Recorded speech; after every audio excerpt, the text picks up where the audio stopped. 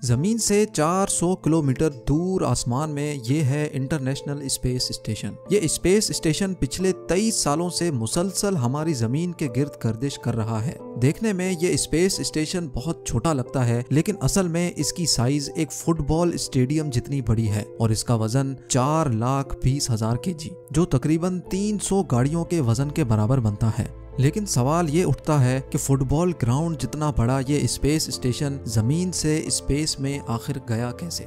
GeM TV की videos में एक बार फिर से खुशामदीद। नाजरीन, इंटरनेशनल स्पेस स्टेशन यानी ISS इंसान की बनाई हुई अब तक की सबसे महंगी चीज है। इस स्पेस स्टेशन को बनाने में टोटल $150 बिलियन का खर्चा आया, जो तकरीबन 11.5 खरब रुपए बनते हैं। ISS का मकसद क्या है, इसमें रहने वाले एस्ट्रोनॉट्स बगैर ग्रेविटी के कैसे रहते हैं, इनको खाना, पानी और सबसे अहम ऑक्सीजन कैसे मिलता है और ISS को जमीन से स्पेस में कैसे ले जाया गया, ये सब आप जान सकेंगे आज की इस वीडियो में। ISS वैसे तो एक फुटबॉल ग्राउंड जितना फैला हुआ है, जिसमें से ज्यादातर हिस्सा इसमें लगाए गए सोलर पैनल्स का है। लेकिन ISS के जिस पार्ट में एस्ट्रोनॉट्स रहते हैं वो जगह भी 6 बेडरूम हाउस जितनी बड़ी है। इंटरनेशनल स्पेस स्टेशन हमारी दुनिया के गिर्द मुसलसल 27,500 किलोमीटर पर आवर की स्पीड से गर्दिश कर रहा है। ये स्पीड इतनी ज्यादा है कि ISS 24 घंटों में पूरे 16 मरतबा दुनिया का गोल चक्कर लगा लेता है। लेकिन मजाल है कि पिछले 23 सालों में एक भी मरतबा ये अपने ऑर्बिट से भटक गया हो। ISS और इनमें रहने वाले एस्ट्रोनॉट्स का स्पेस में सिर्फ एक ही मकसद है और वो है एक्सपेरिमेंट्स। जी हाँ, ISS में अमेरिका और रशिया की बनाई हुई लेबोरेटरीज मौजूद हैं, जिनको स्पेस लेबोरेटरीज भी कहा जाता है। इन लेबोरेटरीज में एस्ट्रोनॉट्स जमीन से लाई हुई मुख्तलिफ चीजों पर एक्सपेरिमेंट्स करते हैं और देखते हैं कि इनका स्पेस में कैसा रिएक्शन होता है। साथ साथ जमीन पर आने वाली कुदरती आफतों को ISS की मदद से ही प्रिडिक्ट करके काफी नुकसान से बचा जा सकता है। और तो और इंसान का अर्थ के अलावा मार्स जैसे प्लेनेट पर रहना कैसे मुमकिन हो सकेगा, इस हवाले से भी कई एक्सपेरिमेंट्स और रिसर्च ISS की मदद से की जा रही है।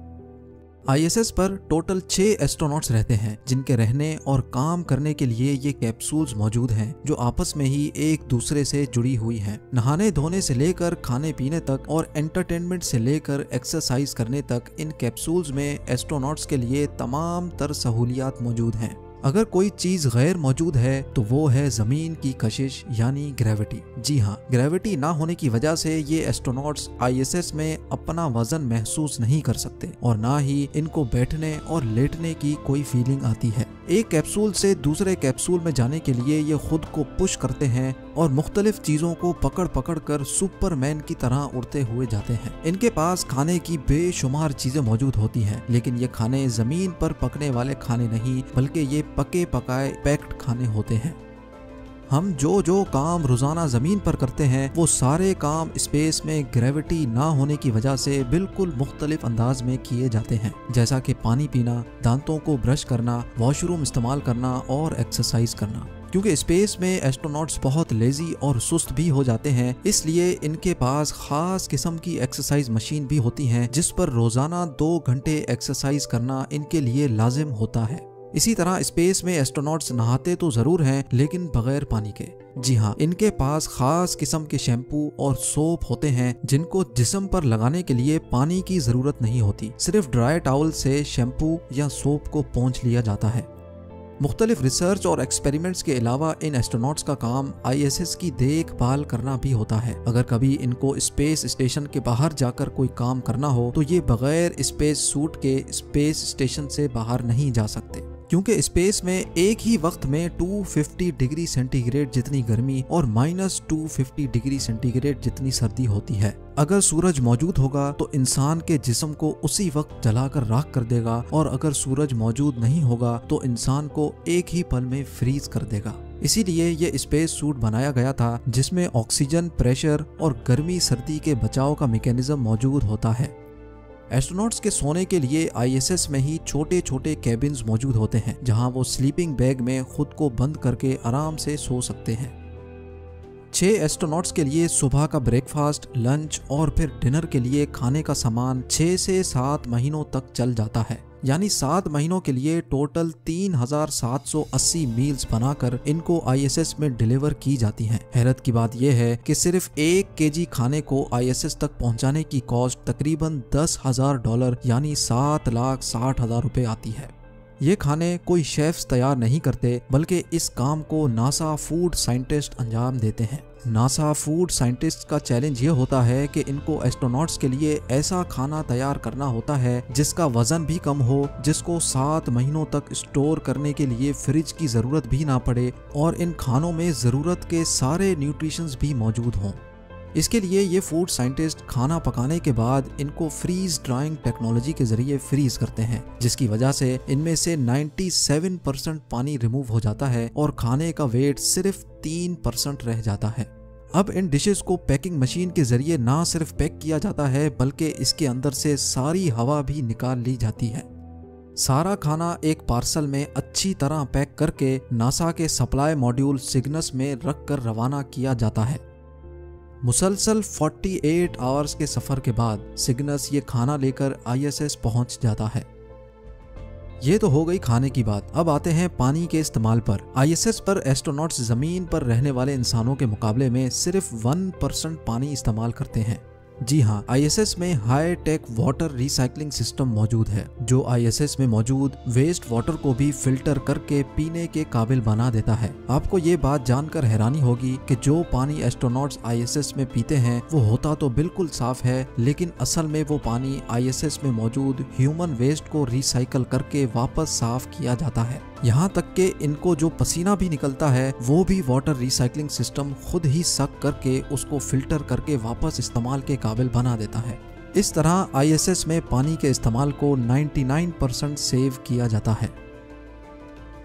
स्पेस में एस्ट्रोनॉट्स सांस लेने के लिए आर्टिफिशियल ऑक्सीजन का इस्तेमाल तो करते हैं, लेकिन ये ऑक्सीजन स्पेस में डिलीवर कैसे किया जाता है? आखिरकार ऑक्सीजन का भी वजन होता है।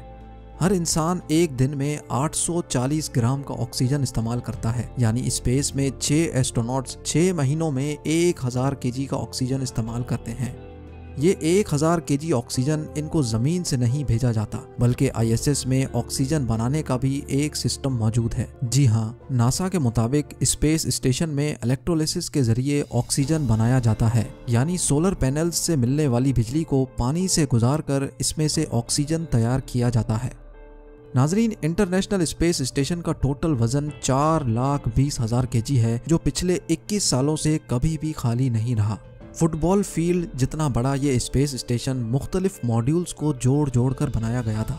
हैरत की बात यह है कि ये सारे मॉड्यूल्स कभी भी जमीन पर एक साथ नहीं जुड़े। 1998 में पहली बार लॉन्च होने वाला स्पेस स्टेशन कुछ ऐसा दिखता था, लेकिन वक्त के साथ साथ इसमें नए मॉड्यूल्स ऐड होते गए और आखिरकार 13 सालों की मेहनत के बाद यानी 2011 में ISS अपनी फाइनल शेप में आ गया। अब जानते हैं इंटरनेशनल स्पेस स्टेशन के बारे में चंद amazing facts. International space station solar panels के जरिए एक दिन में 120 किलोवाट बिजली प्रोड्यूस करता है। ये इतनी ज़्यादा बिजली है जितनी 40 घरों में इस्तेमाल होती है। ISS के अंदर टोटल 50 कंप्यूटर्स लगे हैं जो पूरे स्पेस स्टेशन को चलाते हैं। ISS में टोटल 2 बाथरूम्स, 6 स्लीपिंग क्वार्टर्स और एक जिम मौजूद है।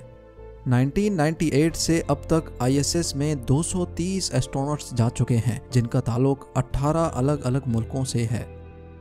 किसी भी इमरजेंसी की सूरत में एक स्पेस क्राफ्ट जमीन से सिर्फ 4 घंटों के टाइम में ISS तक पहुंच सकता है।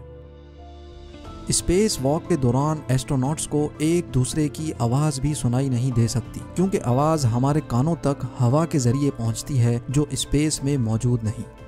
चांद के बाद आसमान पर दूसरी सबसे ज़्यादा चमकने वाली चीज़ इंटरनेशनल स्पेस स्टेशन है, जिसको ज़मीन से देखने के लिए टेलीस्कोप की भी ज़रूरत नहीं।